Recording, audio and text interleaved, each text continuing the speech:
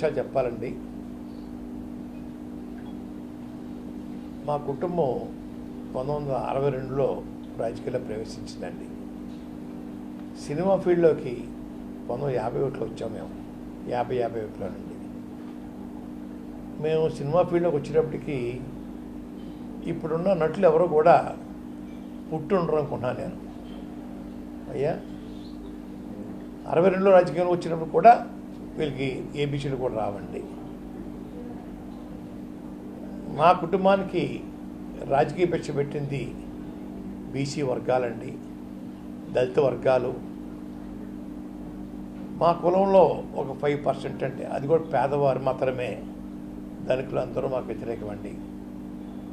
ఈ పేదవాళ్ళ యొక్క, ఈ బీసీలు దళితుల యొక్క ప్రేమతోటి వారి భిక్ష మా నాన్నగారికి నాకు పెట్టడం జరిగిందండి. దేశంలో, రాష్ట్రంలో కాదు దేశంలో కూడా పత్తిపాడు నియోజకవర్గంలో ఉన్న మర్యాద ఎక్కడా ఉండదండి. మా తండ్రి గారిని బీసీ వర్గాలు చీరల మీద నడిపించిన సందర్భాలు ఉన్నాయండి.